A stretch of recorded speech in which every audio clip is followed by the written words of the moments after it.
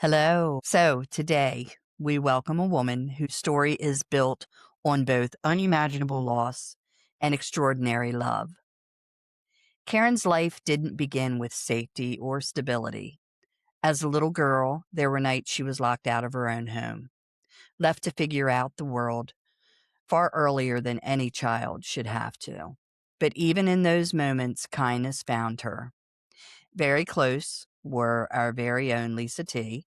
and her husband Scott, who opened their door and their hearts. They became the safe space, the steady place, the parents she needed. And to this day, Karen still calls them mom and dad. As Karen grew up, she found love of her own. She met Brian Bibey, a man who, by every account, lived for the children they had together. Together, they built a family and welcomed two beautiful daughters, Haley and Hannah. But on the morning of February 15th, 2003, everything changed. A fire broke out in their apartment building in Rising Sun, Maryland. Karen, Brian, and their oldest daughter, Haley, made it out. But when Brian realized his youngest daughter, Hannah, was still inside, he did what devoted fathers do. He went back in for his baby. Brian did not make it back out, and neither did Hannah. Brian and Hannah were laid to rest together, and in a single morning, Karen and Haley's world was forever altered. But what Karen has done with the life that followed, the strength she has carried, the love she has continued to give, and the way she has honored Brian and Hannah is the reason she's here with us today. This is not just a story of loss. This is a story of resilience, or of chosen family, or of a father's love that never wavered, and of a woman who continues to rise even after everything. Please help us welcome Karen. Hello. Yay! We love you so much. Love you guys too. Karen, so can you tell us a little bit about what life was like growing up for you? Yeah, so it was a little tough. Growing up, I think up until I'd say Heather was born, which is my sister. I was the apple of everybody's eye, and mind you, I was the only child, so it was kind of like, ah. Then when Heather came along, I was kind of pushed a little bit to the side, and as we grew up, I continued to notice that there was a difference between the way she was being raised and the way I was being raised. It got to the point, so my dad was in the army. So, of course, when they ate, they ate very fast. I was always a very slow eater, and I remember growing up, as I was in middle school, if I was not done my food in time by the time he had eaten, he would either dismiss me or take the food right off my plate and eat it. Um, so there was different things. I know I would be punished um for everything. My sister got away with everything. And I'm like, why am I being treated so differently? And then you'd see the Hallmark movies where, you find, that your dad wasn't your real dad or mom wasn't their real mom or, or you were stolen or something in a hospital. And I was like, man, this is what I feel like. Well, little did I know, um, once I moved and I lived right next to Scott and Lisa, which is like my mom and dad. Um, that was the only stability when my mom and dad had split, everything changed. And it took so long. So the when they had split, what had happened was I was supposed to be cleaning my room. Now, mind you, in the military, they are super clean. Like everything has to be pristine. You look at my house today and you'd be like, and you grew up like that? Like, what? My house is very well lived in. So, but I remember I was supposed to clean my room. So I did everything, even down to the dresser. Things were actually placed. My hairbrushes, like everything was placed. Well, he came in and he said it wasn't good enough and literally cleared everything off my dresser. Everything. I wasn't allowed to eat dinner that night, anything. So my mom had snuck me up a pack of crackers and told me to start cleaning, but to start shoving things into black trash bags and hide them in the very back of my closet. So that's what I did. And when I guess I had enough stuff in there or whatever, she had actually gotten friends of hers that lived in Perryville and had taken, while my sister and I were in school, had taken our stuff and moved. Now, mind you, we stayed in hiding for like 2 weeks. We could not go to school. We couldn't go outside. We had to keep the windows closed because they were actually, we seen them. They were actually circling the area of where we were in. So they knew the vicinity. They just didn't know where we were until my mom can get like the order to keep everybody away from us and to keep Heather and I safe. So that is when all hell broke loose, basically. My mom went through this big time party stage. Mind you, I was in 8th grade. So it's kind of like, it's that period of time in your life where you're trying to figure things out. That's when I started taking good care of my sister. Now, my mom had had me at that point in time. I had found out my dad wasn't my real father. I found a book in my mother's belongings that had some guy's name, which his name was Charles in the book. So I questioned my mom. That was probably when I was 14. This was still, she was going through the party stage. But I had the course of typical teenage mood swings once I found this out because I'm like, yo, like, you don't care about me. He don't care about me. Where do I go? So, and of course, my sister, she was just kind of trailing behind because she was both mommy and daddy's girl. So it ended up, I know when I was 14, ended up in an apartment in Northeast above the coffee shop. Right across from like Herb's tackle shop or whatever it is now. But we lived in an apartment up there. Now, mind you, I didn't have a room. It was a 2-bedroom. My sister had her own room.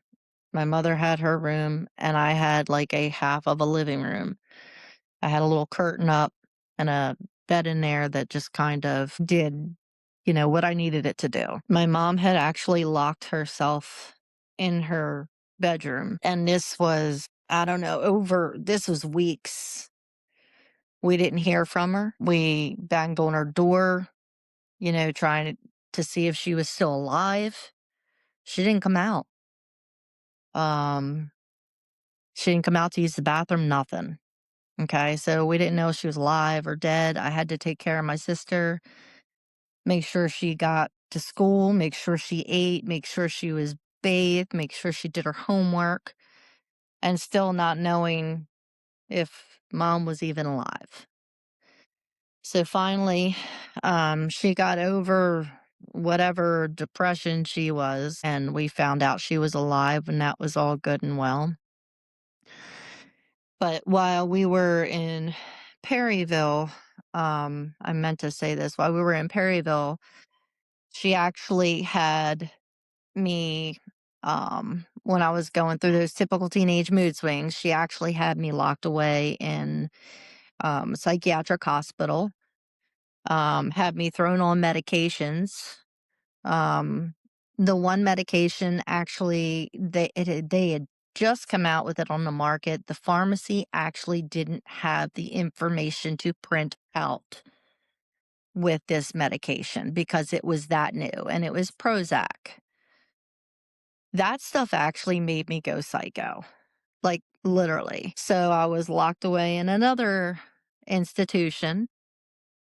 Once I got out of there, we ended up in Perryville. That my mom and She had met another guy. She was living next to mom and dad. Um, and she had met another guy, which this guy was actually probably the best one that I've say she'd ever been with in my life. I loved this man, loved this man like a father. And I think he knew, after they were together for 4 years and he still hadn't asked her to marry him, she got pretty ticked off and ended up leaving him while I was already away. So she fell in love with this guy. Well, before I get to that, through the 4 years there, I had a friend that lived across the field, and I had mom and dad next door. So if I wasn't there, I was across the field. I literally knew I always had a place, and mom and dad's is where I felt safe. I had 2 sisters that were absolutely fantastic, And these are and I had Lisa and Scott's kids. yeah, Yes. yeah, and I had a brother that came along. He's a lot taller. But, I always had that safe haven, and my mom would literally kick me out and then report me as a runaway. So the cops would either come next door or they'd come across the field. Sometimes I'd be made to go home, and I'm like, "But she doesn't want me there." Like, and of course, who's gonna believe a 14, 15-year-old, 16-year-old, um, versus an adult? That is the problem that I had. I knew my mom kept a straight face when talking to the officers, like everything was my fault. So that's kind of like where I was at that point in time. Um, I think the last one time when mom and dad weren't home, um, Brian had actually, because we were dating at that point, I was 16, maybe 15. But anyway, she had kicked me out, but she kicked me in the back, had really reported me as a runaway that night. I had spilt tea all over. What I remember is she had actually said something to me and I said something back and she didn't like the way I said it. So she got up, kicked me in the back. When she kicked me in the back, my tea that was in my hand that I had just gotten out of the refrigerator spilt everywhere. So of course it went all over this outfit that she had that was laying on top of the washer. And she told me to clean it up. And I literally, I had gotten some gumption being a teenager and I turned around and said, "No, you kicked me in the back." You know what I mean? Like, so, maybe I shouldn't have said it, but of course, that's what made me leave. And I had just been dropped off. So I did get a hold of Brian. Brian came back and got me and took me to his grandparents' house. And that's where I stayed overnight. After that, she had told me, and mind you, I had a brain hemorrhage my senior year of high school. Brian had actually saved my life then. I was living with my psychology teacher, my law teacher. She was my law teacher at that point. I'm from Perryville. She had taken me in. I had lived there my senior year. I ended up having the brain hemorrhage. I went back home after having the brain hemorrhage because my mother was like, so I went back home. I could have graduated early. I only needed a half a credit my senior year. So I was taking stuff like psychology, things like I thought would be fun to take. Absolutely did great. Aced everything, was very, very doing exceptionally well. And then had the brain hemorrhage. Um, Brian actually had heard it was October 31st. He had heard I sounded odd on the phone had came up. He had come up. He worked night shift at that time. He went to the Elkton Denny's that used to be Denny's. Had coffee, came all the way up to Chesapeake City where I was living, um, and had known something was wrong. I was not waking up at that point in time, but he knew something was wrong the night before because he said I just sounded off. So he had taken, got a hold of Mickey, which was, my law teacher, very, very good people, but they had actually taken very good care of me. And Brian, he got the kids to the babysitter, took me to the hospital, which was Union at that point. And, they, of course, thought I was wanged out on drugs because I was talking about like my baby pillow helping me graduate. And they're like, why are you so depressed? Because I forgot to add the raisins in the chocolate chip cookies. This is things Brian had told me after. I don't remember it, of course. And you were both teenagers, right? I Yeah. mean, Yep. I was 17. 17. So at that point in time, they didn't know if I was going to make it at all, if I was going to live. And my mom actually had to make a decision. At that point in time, they had put me on some kind of steroid, which shrank the bleed. But my mom had to make a decision at that point in time of different things because they were talking about this could actually kill me. And then about operating. The surgeons were like, we don't want to operate because of where it's laying at. It could cause me to be a vegetable the rest of my life. It could cause me not to have any motor skills. It could, and here I sang, things like that. Like there was so many different things. My mom knew I loved to dance. It could have caused me not to be able to dance. So they just kind of toyed around and used the steroid to shrink it. Now, mind you, I was skinny before I went in. After the steroids and I came to, and I looked at myself, I had actually got up to go to the bathroom. I was with it at that point in time. I still didn't know what was going on, like I was kind of like getting pieces of everything that was going on. And I was like, wow, that really happened. But Brian stayed by my side. When I tell you 24/7, they could not get that boy to leave. Um, how did you guys actually meet, honey? Where did you meet Brian? so I was a hostess at Perryville Denny's. Okay. Just a hostess. Used to come in for coffee all the time because he worked night shift. So he came in and he literally said to them, he's like, I would like her to wait on me. And they're like, she's only a hostess. And they're like, that's okay. So that man, let me tell you, my first tip was over $80. And I said, I Wow. can't accept that. I was like, and then of course my mom made me give it back to him, but he would not take it. He would not take it. So that's when we started talking and seeing each other. Yeah. Yeah. Um, Brian was such an exceptional person. Um, the love he had for me and the love I had for him, it was like no other. It was like the first love, because when I seen him, I was like, "Oh, he's good looking." You know what I mean? But I never said anything, because I wasn't that type of person, but, I really felt like it was Brian's saving grace Yeah. too that helped me get through a lot of that. And of course, the good Lord, I wouldn't have been out, able to do it without him Yeah.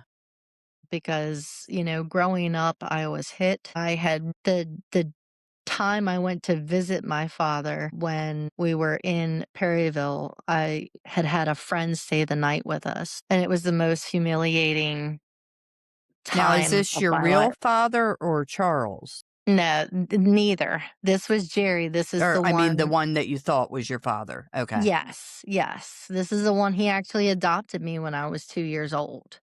Okay. Yeah, yeah. So, him and my uncle were living together, which was my mom's uncle. And something I will never forget in my life, I don't remember what had happened or what set him off. I think they were drinking, and my uncle tore me from one end to the other, was body slamming me.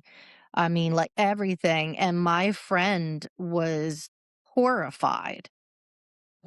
I actually, when I was able to get out from underneath of that, I ran to the neighbor and I called my mother, and my mother was there and said that we weren't going back again. And I was, because my dad was downstairs and didn't do anything, nothing, just let everything happen. My childhood was not a great childhood, except I had a best friend. Her name was Jennifer Sturgill. And I stayed at her house a lot, and this is when we were in Northeast before any of this, before they had split, anything. But I spent a lot of time with her, a lot of time with the youth group, and a lot of time at Hearts Methodist Church. It's where I grew up. Mr. and Mrs. Kramer, they used to own the 5 and 10 in Northeast. They had like the little penny candies. I know Mr. Kramer would always come in with his railroad hat in church, and he would be like sneaking us Tootsie Rolls or penny candies, you know. You were But always they, able to find those safe places. That's yeah, wonderful. yeah. And then when we moved, I was just like, oh my gosh, and then raising, my sister a little bit. And then when Brian and I had moved out on our own, we had got our first apartment. That was right after I graduated. Now, about 2 weeks after I graduated, when we still lived next to mom and dad, my mom told me, and she hadn't had me for very long since I had the brain hemorrhage. But my mom told me, you need to get a job and I can't afford you anymore. So you're going to have to find another place to live. And I'm like, still trying to get my bearings back from the brain hemorrhage, still trying to, because the first time I got up and looked at myself in the mirror, I cried. I didn't know who I was. I'm like, who is this? Because that's not what I look like. I was so swollen, so puffy. My eyes were so red. Like, it was just insane. I had put on so much weight. I was like 125, went to 285 And in this was like a because of the 2 week. steroids? Yeah, in Wow. like a 2 week span, maybe a little over 2 weeks, but it was just so drastic. I was like, oh my gosh. So after that, my mom had said she couldn't afford me anymore. I needed to find my own place. How did that feel, honey, to have the It woman was that so birthed you? overwhelming. It was so overwhelming because I'm like, I don't cost that much. I really didn't think I was much of a problem at that point because I was so subjective, not argumentative, not anything at that point because I still was trying to get my bearings back. Can you imagine telling Haley, I can't afford you? Oh, absolutely not. That would Never. never, never in my life ever be a thing. Um, you know, I would put myself on the street before Haley would have done that. You know what I mean? Like, Absolutely. absolutely not. Um, but I didn't have any credit. So Brian co signed for my first apartment. He co signed for my first car. I had a little Ford Probe. Let me tell you, whew, that thing was tiny. But I think, I had met Brian's family and, they were super, super, churchgoers. I was scared because I did not think I fit in no matter what I tried to do. And then I finally, as I've gotten older, I realized, I was the one coming in taking the first baby, the first son. So I do understand that expectation, that type thing. I didn't come from the churchy family, or, I come from a crazy family. And I'm sure his parents were probably like, just to kind of give you a little bit of background on that. And this is kind of embarrassing, but the first time they had found my mom had found a receipt in my pocket for a hotel. Brian and I had been together. We were not married or anything at that point in time, and my mom did thought it was the good thing to call his parents and get them involved. That's when his parents, I really thought, looked down on me, did not appreciate that I was taking their son and corrupting their son, which it wasn't me. But I would never tell them that, we had a rough we had a rough time at the beginning of our relationship, and even after I lost Brian, it was still very, very rough. Well, let's When I let's go back for a second, honey. So once you guys get together and, you know, you get married Mhm. and, you have Haley and then you turn around and you have Hannah. Mhm. So when you picture Brian as a father, what's the first thing that comes to your mind? Take us back to His kids were his world. His wife and his kids were his world. He would have stood up to anybody to protect what was rightfully his. no. He loved me with no end. I loved him with no end. We had 2 beautiful girls, which we had a little bit of a time with Hannah in the beginning. She had ended up in AI DuPont, for a little bit. We found out that she had something called a PFO, a patent foramen which is like a small hole, in the heart. Apparently, a lot of people are born with it and grow out of it. But Okay. yeah, she had turned purple on me one night, and yeah.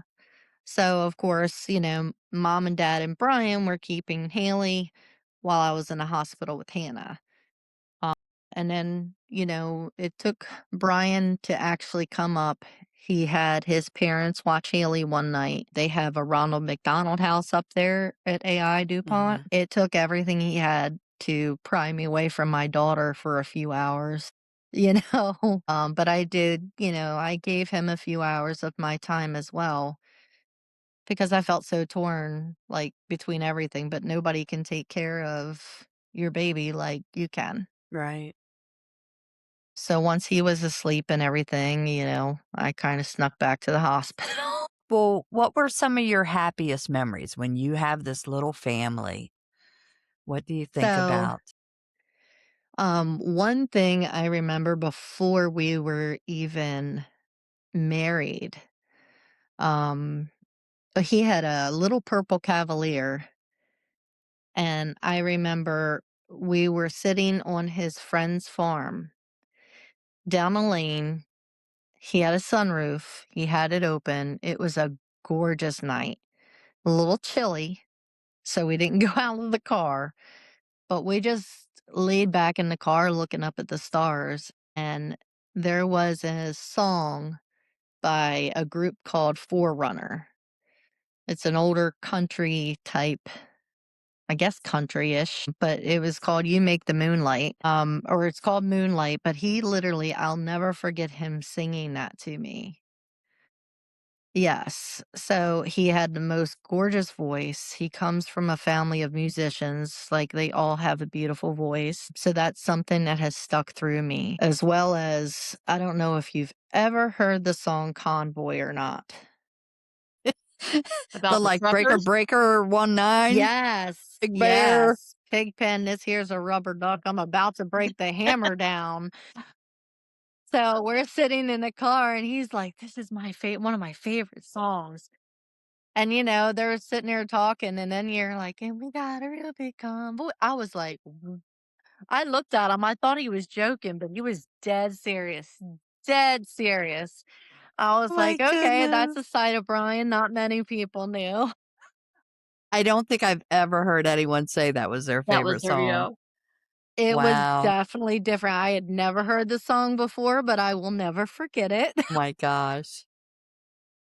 So, as we got together before we had Haley, I was actually pregnant with Haley, and he would have parties at our house every weekend. Like, literally, it felt like every weekend. And his favorite thing to do was get people smashed. He was very, very good at it. We always had people crashing at our house, but he was a very good, I guess, Host. cocktail mixer. He loved to make stuff and like, "Well, try this, try this." So, here I'm pregnant, drinking juice, and everybody's getting smashed, and I'm literally seeing everybody. I just remember with Haley, I was one of those moms, everything would make me sick. It did this. If I heard somebody, saw somebody, even think somebody's getting sick, I'm getting sick along with them. So you had people getting sick off the back, people getting sick out the side, getting sick in my bathroom. And here finally I just remember that night where everybody was getting sick and there was somebody getting sick off the front. And I was like, there was nowhere else for me to run. So I'm puking along with them. It was a rough night that night. But yeah, I was like, I had nothing in me but juice and food. Because I was definitely a foodie with Haley.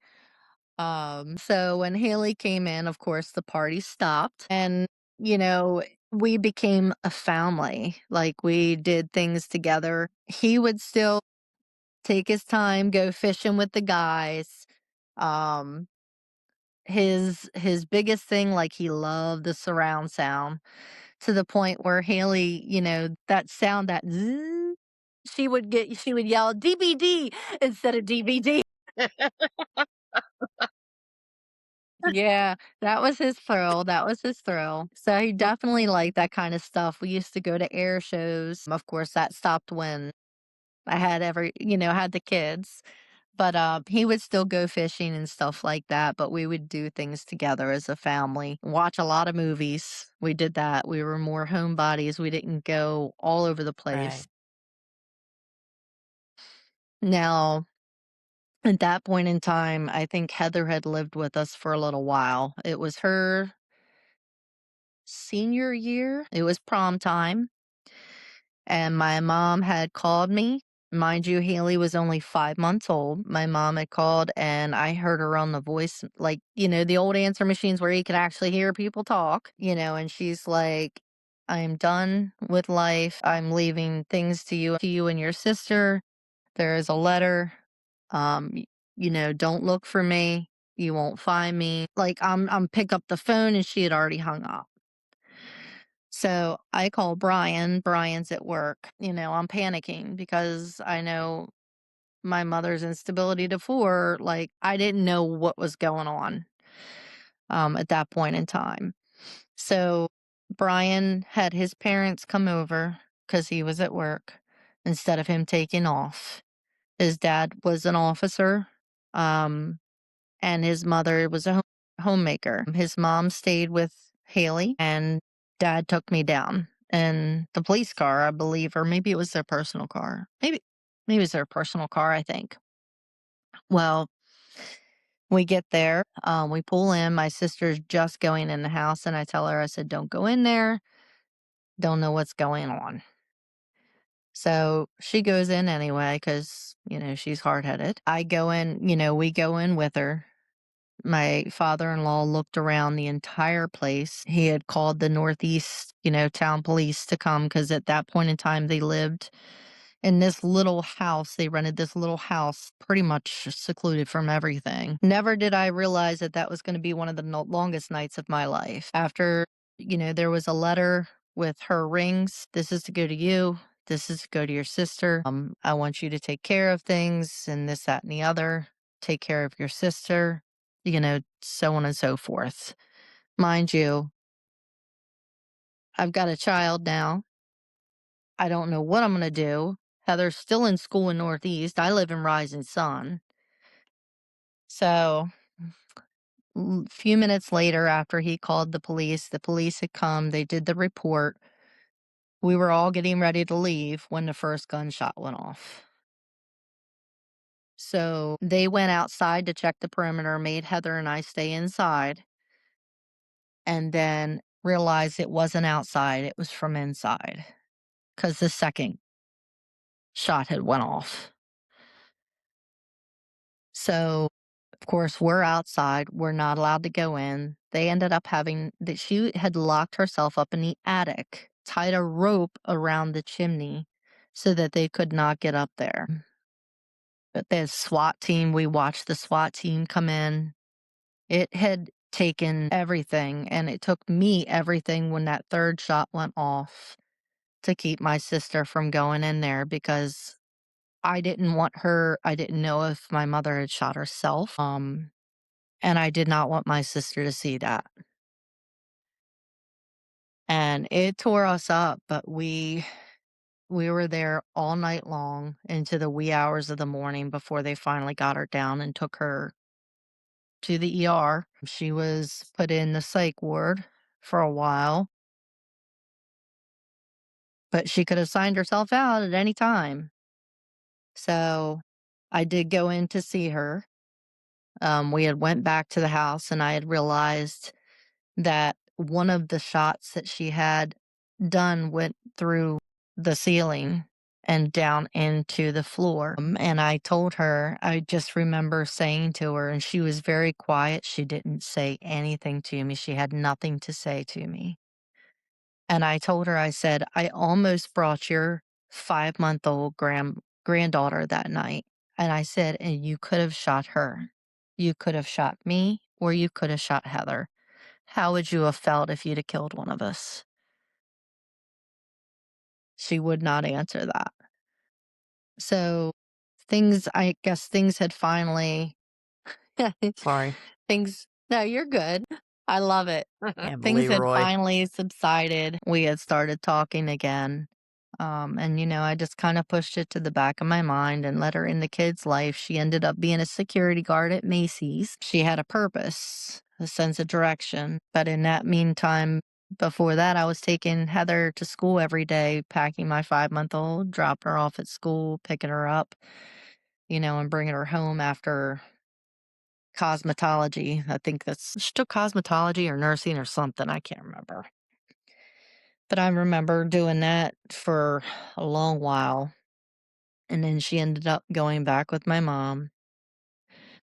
Um, I think she went with her father there for a while. I watched her get married. She had a son of her own. And at that point in time, she lived next to my mother. My mother had dated somebody younger than me at that point in time and married him. She was still partying, doing her thing. I think when the fire happened, the first person I called when this is what happened. So it was Valentine's Day. Brian had gotten a new flight simulator game, so he was playing it on the computer. The girls were, I'd given them a bath. Hannah was sick that night. He had taken her to the doctor, a pediatrician. She had an upper respiratory infection. And I literally said to him that night after giving him a bath and everything, Hannah had actually crashed out first because they would always play games on who was going to be awake the longest. So, um, it was about 12 or 12:30 when the first one went, and that was Hannah. She'd fallen asleep. I had put her in her crib, and then by 1 o'clock, Haley finally fell out. So I put Haley in my bed.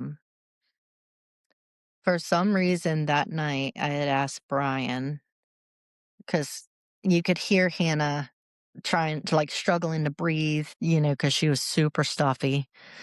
And I said, should I bring her in my room, or in our room? She just sounded bad. And he was like, no, she's going to be okay. Just go ahead and lay down.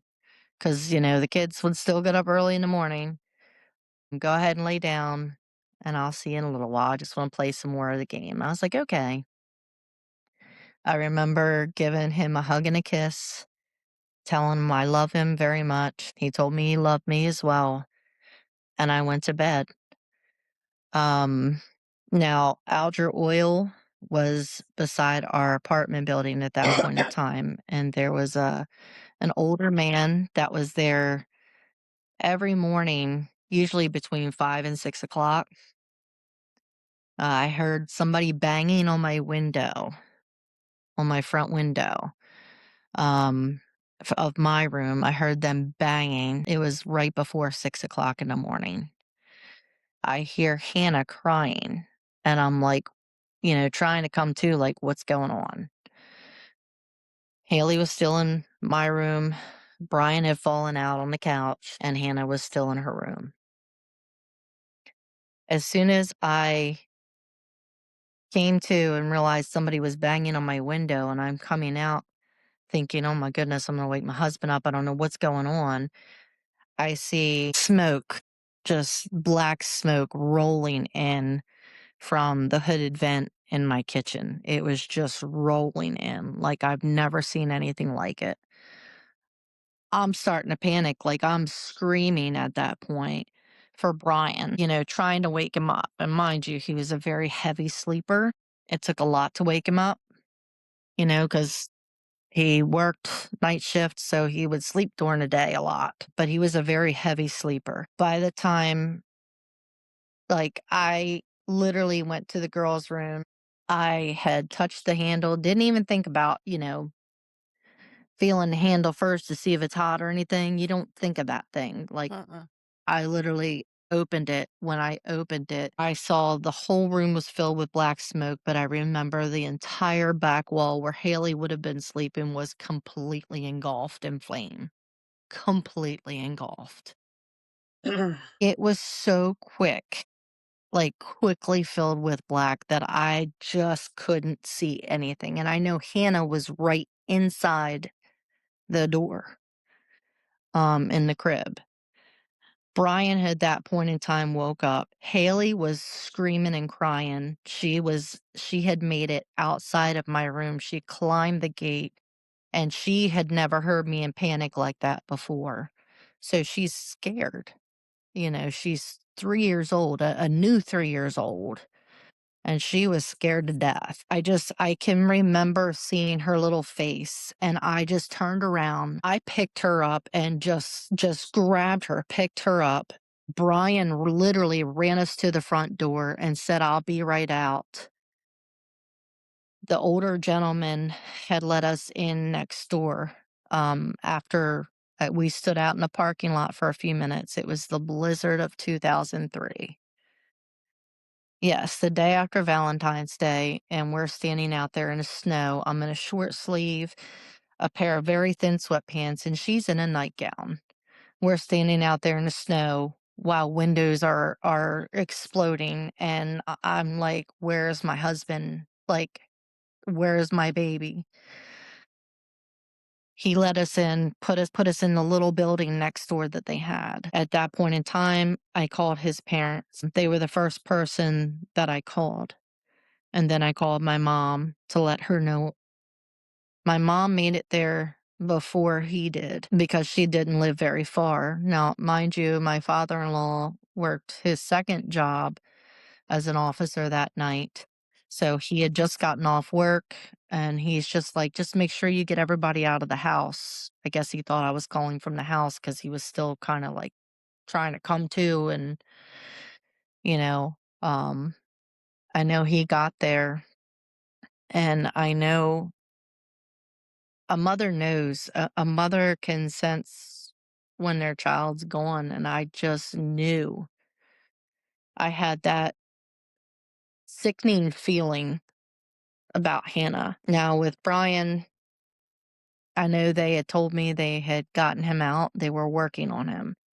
Here I'm thinking he's going to help me get through this because the loss of my child is so there's nothing like it. Nothing like it. Here I am, you know, his dad comes in, he slams his hands down, because he's just angry. He's upset. He's worried. And the fire marshals kept coming in asking me different questions, and of course, I'm just I can't stop crying. So my eyes were swollen. You know, I couldn't even keep it together for my daughter at that point because I just didn't know what was what. But I really thought he's going to help me get through this. We're going to get through this together because he's been my safety net since I was 16, almost 16.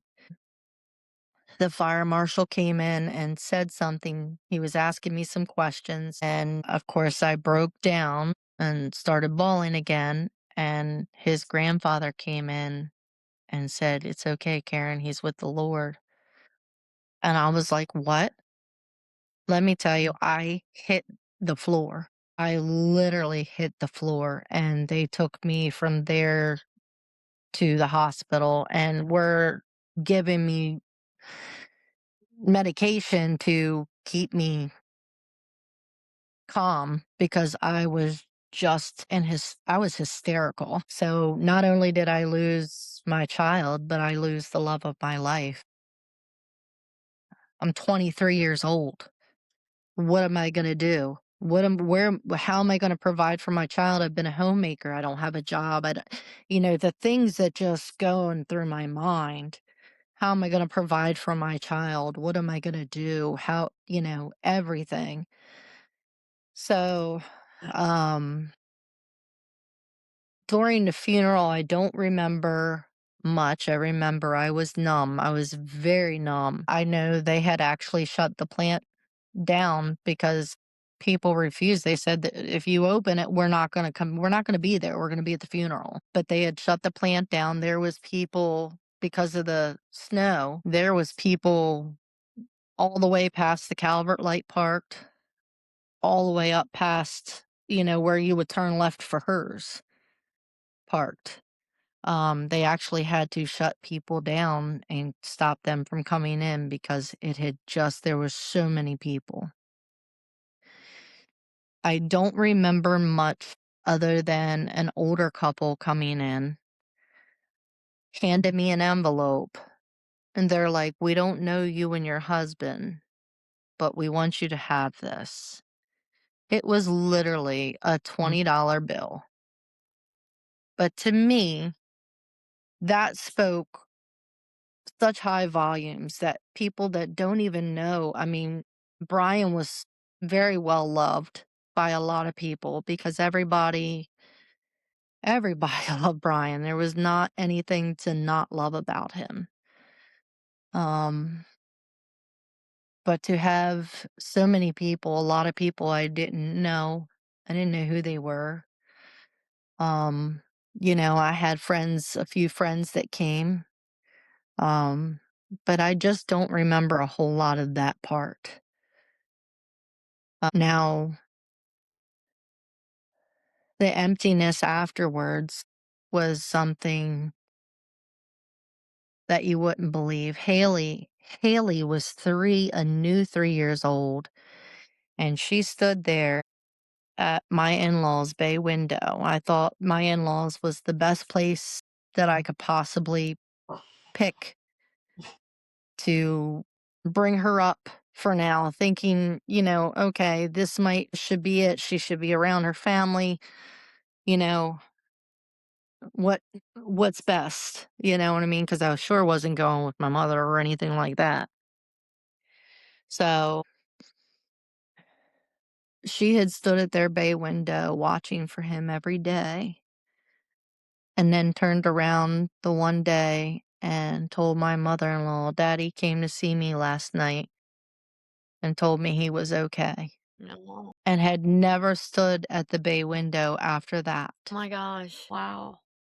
And I'm thinking, "Why can't I get this kinda closure?" Like, I was glad though that she had that. Yeah. I was very glad that she had that because that is something that you cannot replace. Now, the emptiness I felt, his mom did all the cleaning, all the cooking, and here I am like, "What can I do?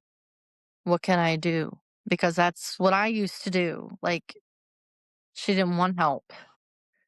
Um, and I get that. That was her release or whatever, but it's hard Right. having two women in a home trying to do I felt so out of place, And I guess would honey, be the word. you not only lost Brian and Hannah, but you lost everything too, right? I mean, it was a total Yes, loss. yes. The apartment We building went that you lived back. in, correct? We had went back later. I guess people had went back later. I don't remember going back. And they had found a white and red rose on the hood of the car. It was just a plastic rose that they had put on the hood of one of our cars. And I still have that today. I still have that in my curio cabinet. I guess that somebody had left there for us. I know our Bibles made it out. Unhinged, no, nothing. And somebody was able to grab photo albums. Now our photo albums made it. If you take them out of the if you take the pictures out of the album, you can smell still to this day, you can smell the smoke. But at least I have those memories that I would not have had they had been gone. And then raising Haley on my own was tough. It was just tough because I was lost. I didn't know, where to start. I know when I was living with my in-laws, we had had a few words. One night I had went out. I was out for, they watched her for me so I could go out. And, normally when you ask somebody to watch somebody, I thought they would have her in bed, things like that. Um, well, that wasn't the case that night. She was still awake when I got home, and they literally scolded me for being out so late because the next night was church, or the next morning was church, and after being scolded, that is when I left and I took Haley and I did not come back. I was actually threatened. My father-in-law was like, he had the police out looking for me, looking to see where I was, just trying to find my location. So anytime Haley would ask where we were, I didn't exactly tell her where we were because I was scared. I Sure. was petrified. Now to this day, I could have grown up a little bit and that they should have probably handled things a little differently, but we're closer now than we ever have been. Good. Yes, yes. It just took that little bit of time, because, I got to hear, well, Karen, you're taking your grandchild. No, I'm not. I will let them see Haley anytime they want to see her. That is not an issue. But at that point in time, my mother mood came out and I was protecting everything that I had. Yeah. And I did that on my own. You have done an amazing job. She is a remarkable young woman, and you did that. I think maybe Brian helped from above, Yeah. but you did that. So you should be very proud. And I don't want to well, I want to know, what has grief taught you about love? And I don't want to leave out Kevin. He's a very important part of this because, but I Yeah, do want to know. absolutely. Yeah. Well, I wasn't looking for love again. I was not looking at all. Um, Haley and I were inseparable. We spent every waking moment together. And then the first time I let her go, I let her spend the night over the grandparents. Um, and the first time I had done that, it was about, I guess she went with them a lot, but she didn't really stay the night a whole lot. She usually came home. But the first night I let her go, my friend, which is now my cousin, I guess, married, but we had been best friends since eighth grade. And she's married to his cousin. But they were having a little Halloween party. And I was like, every year she asked me to go. And every year I was like, no, sorry. This year I was like, all right, I'm going to sit at home by myself. Might as well go. So I walked in to there dressed as a banana, singing peanut butter jelly time, and met the next love of my life dressed as a banana. Do you notice how the food thing comes back? Yeah, yeah, yeah. So My goodness. we hit it off pretty good. We talked a lot that night.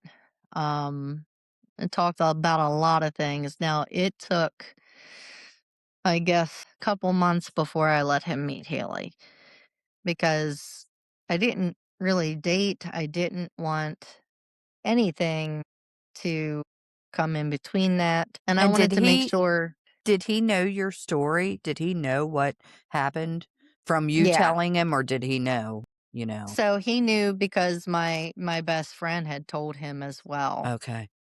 what had gone on. And she's like, "I really want you to meet this girl. She's crazy, quirky, she has good sense of humor." And we hit it off right away. It was like another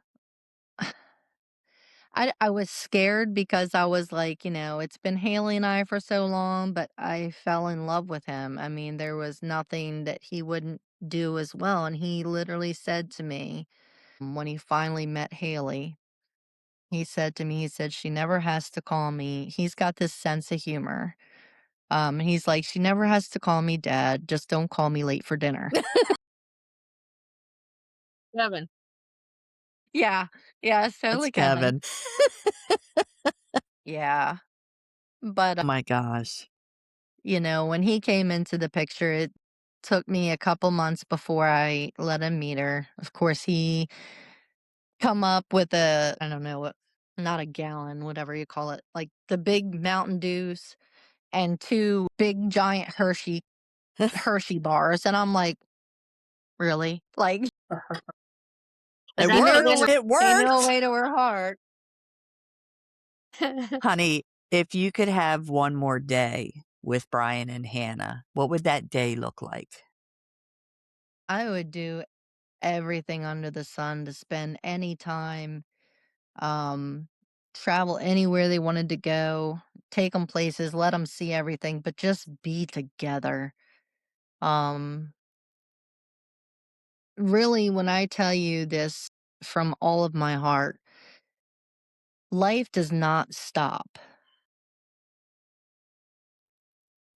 It took me 8 years, but there was a reason for that. And I will tell any woman, when you lose the one you love, no matter how old you are, it could be young, it could be somebody that you've been with for all of your life. Life doesn't stop. Don't stop living. Don't become recluse. Surround yourself with people that love you, people that build you up. I learned a lot of who my friends were when that happened. My sisters are still my sisters. We still spend time together. Um, Leanne, not so much because that little hussy is so far away, Yeah. but Lindsay and I do spend a lot of time together as well. And it makes you draw close to that handful you'll have for your entire life. Your posse. That's right. Right. Exactly.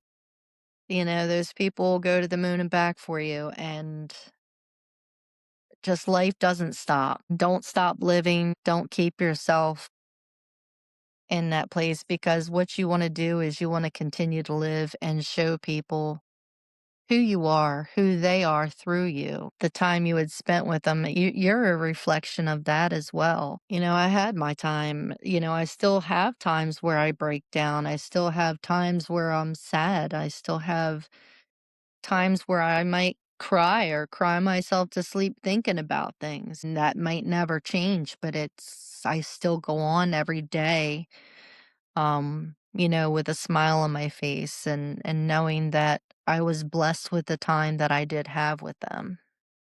Indeed, you were. Well, I have to say, I mean, my friends have said that who have met you say that you are like the happiest person they've ever met. And Yeah, it's we true. I we mean, you're crazy, I mean, I think Kevin's rubbed off on you a little bit, but, um, I remember Or the maybe first I time rubbed I off met on you. him. The first time I met you and you ran over to me and you put your arm around me, you said, "Let's take a selfie." What? Aw, I still have that selfie.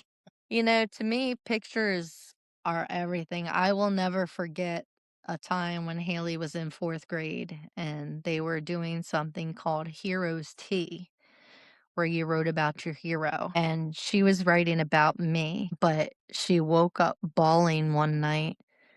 And she's like, "I would not remember what my daddy looked like or what they look like if you didn't have pictures," because we still have pictures up in the house. yeah.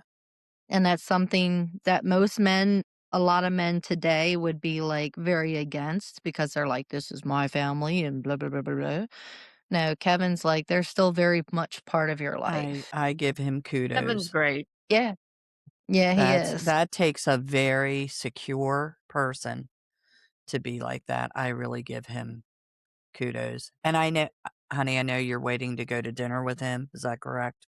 That's Yeah. yeah. We So might have to have a part 2. well, we may, and that is perfectly fine with us. But we really want to thank you for sharing your story.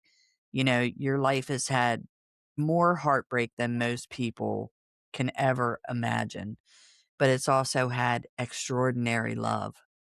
Yeah. The kind of love that opened a neighbor's door to a little girl who needed a safe place. The kind of love that sent a father back into a burning building because his baby was still inside. Brian Bibey didn't just say he loved his daughters. He showed the world what love looked like. Courage, sacrifice, and devotion.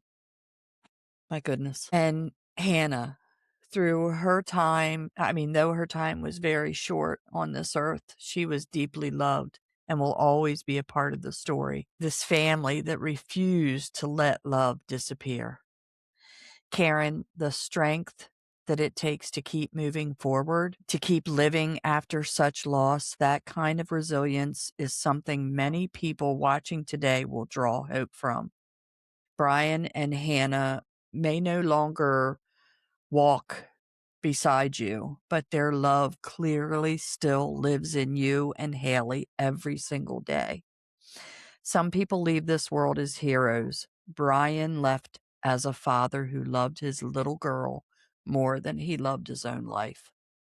So thank you for Absolutely. sharing them with us. And thank you for reminding us that love, real love, never truly disappears. We love you so much. I love you guys too. My Take adopted care. baby. Love you. Have fun I at love dinner. you. All Thank right. you.